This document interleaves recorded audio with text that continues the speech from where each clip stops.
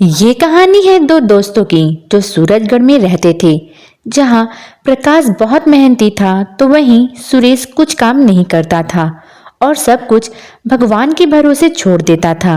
एक दिन की बात है, प्रकाश सुरेश से कहता है, अरे भाई, अब तो धीरे धीरे हमारा परिवार भी बढ़ रहा है तो खर्चे भी बढ़ेंगे।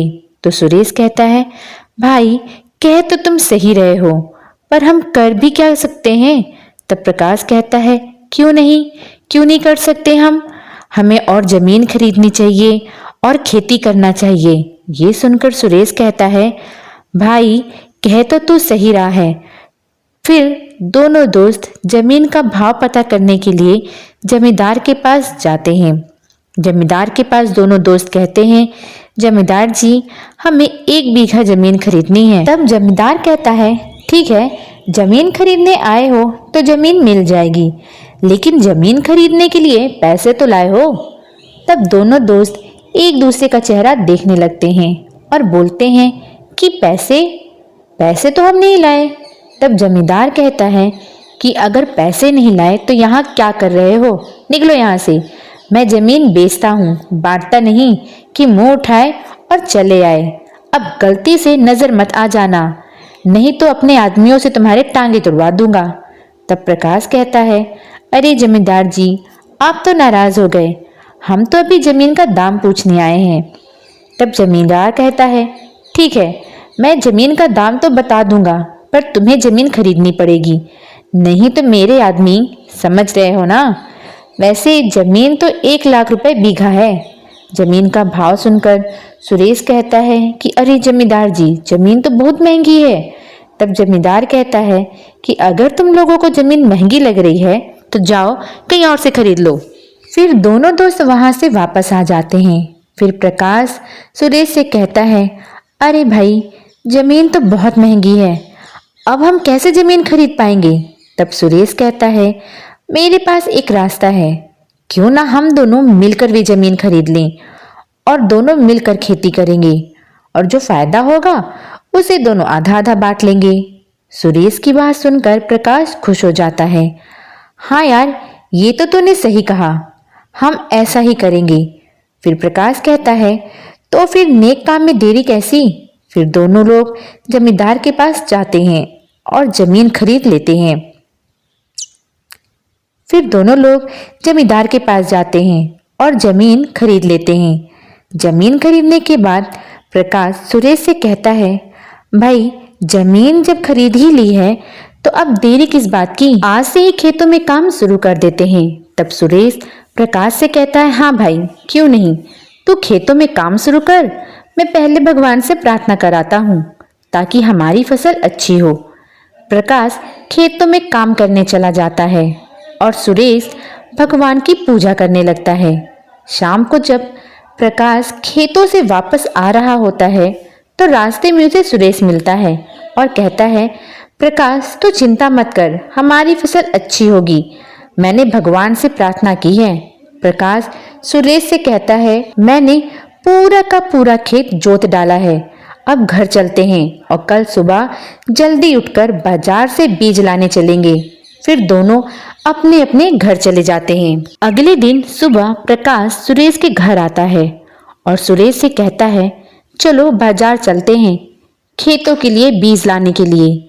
तब सुरेश प्रकाश से कहता है, तुम जाओ बाजार से बीज ले आओ, मैं अभी पूजा कर रहा हूँ, फिर तुमसे खेतों में मिलता हूँ। प्रकाश अकेले ही बाजार चला जाता है और बीज खरीदकर खेतों में पहुंच जाता है, पर वहां सुरेश नहीं आया था। फिर प्रकाश अकेले ही खेतों में बीज बोने लगता है।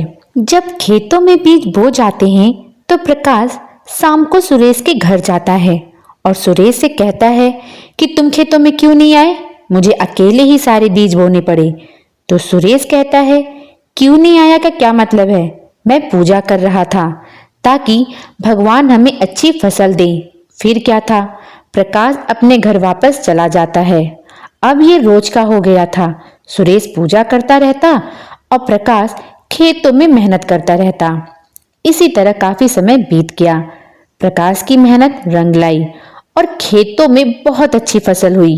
इतनी अच्छी फसल देखकर दोनों बहुत खुश हो गए। तब प्रकाश कहता है, देखो कितनी अच्छी फसल हुई है। तो सुरेश कहता है, हाँ भाई, सब भगवान की ही देन है। फिर सुरेश प्रकाश से कहता है कि तुम आज से ही कटाई शुरू कर दो। मैं भगवान को इतनी अच्छी फसल के लिए धन्यवाद देकर आता हूँ। प्रकाश अकेले ही कटाई शुरू कर देता है और थोड़े ही दिनों में पूरी फसल कट जाती है। जब पूरी फसल की कटाई हो जाती है तो सुरेश कहता है, फसलों की कटाई तो हो गई है, चलो अब इसे बराबर बराबर बांट लेते हैं। तब प्रकाश कहता है, बराबर बराबर क्यों? मैंने बहुत मेहनत की है, मुझे फसल का ज्यादा हिस्सा मिलना चाहिए। तब सुरेश कहता है, अच्छा अगर ऐसी बात है तो मुझे फसल का ज्यादा हिस्सा मिलना चाहिए। मैंने तो दिन रात भगवान की पूजा की है अच्छी फसल के लिए। इसी बात पर दोनों की बहस होने लगती है। बहस इतनी बढ़ जाती है कि वे दोनों लड़ाई करने लगते हैं। फिर इस लड़ाई का फैसला कराने के लिए दोनों प्रधान जी के पास जाते हैं और सारी बात प्रधान जी को बताते हैं। प्रधान जी दोनों की बात सुनकर सोच में पड़ जाते हैं। थोड़ी देर सोचने के बाद वे अपने गोदाम से चावल की 2 बोरियां मंगवाते हैं और कहते हैं, ये लो, इन चावल की बोरियों के सारे कंकड़ कल सुबह तक साफ हो जाना चाहिए। जो कंकड़ पहले साफ करेगा उससे ही फसल का ज्यादा हिस्सा मिलेगा। तो सुरेश कहता है, प्रधान जी हम आपसे काम मांगने नहीं आए हैं, हमें इंसाफ चाहिए। तब प्रधान जी कहते हैं, तुम इन चावल को बोरियों को लेकर जाओ, फैसला कल सुबह होगा। फिर दोनों चावल की बोरियों को लेकर घर आ जाते हैं। प्रकाश सारी रात जागकर चावल में से कंकड़ को बीनता रहता है, परंतु सुरेश चावल की बोरी को भगवान के पास रखकर उनसे प्रार्थना करने लगता है। सुबह होते ही सुरेश नहा धोकर चावल की बोरी लेकर प्रधान जी के पास पहुंच जाता है। इधर प्रकाश रात भर जगकर चावल से कंकड़ बीनने के कारण थक कर सो जाता है। सुरेश प्रधान जी के पास पहुंचकर कहता है, देखिए प्रधान जी, मैं आ गया। प्रधान जी कहते हैं, आ तो गए वो ठीक है, पर चावल में से कंकड़ बिनकर लाए हो? तो सुरेश कहता है, प्रधान जी मैंने तो भगवान से प्रार्थना की थी, क्या पता चावल से कंकड़ साफ हो गए हों। प्रधान जी कहते हैं, देखते हैं, लेकिन अभी तुम्हारा दोस्त प्रकाश नहीं आया, उसके चावल अभी तक साफ नहीं हुए क्या? तब सुरेश कहता है, मैं पहले आया हूँ, अब तो फसल का ज्यादा हिस्सा मुझे ही मिलना चाहिए। प्रधान जी कहते हैं, शांत हो जाओ, बिना देखे इतना जल्दी फैसला करना गलत है। हम थोड़ी देर प्रकाश का इंतजार कर लेते हैं। काफी देर इंतजार करने के बाद जब प्रकाश नहीं आता तो प्रधान जी कहते हैं, एक बार हमें प्रकाश के घर चल के देख लेना चाहिए, वो क्यों नहीं आया। फिर सुरेश और प्रधान जी प्रकाश के घर जाते हैं। सारी रात जागकर चावल बीनने के कारण प्रकाश गहरी नींद में सो रहा था, पर प्रधान जी के आने की आहट सुनकर वे जाग जाता है और कहता है, प्रधान जी माफ करिएगा, सारी रात चावल बीनने के कारण मेरी आंख लग गई थी। तब प्रधान जी ने कहा, कोई बात नहीं प्रकाश, तुमने चावल को साफ करने के लिए पूरी रात मेहनत की है, इसलिए फसल में ज्यादा हिस्सा तुम्ही को मिलना चाहिए। तब सुरेश कहता है, प्रधान जी ये गलत बात है, मैंने भी भगवान से प्रार्थना की है। तब प्रधान जी कहते हैं, जाओ अपने चावल को देखो, क्या तुम्हारे चावल साफ हुए हैं?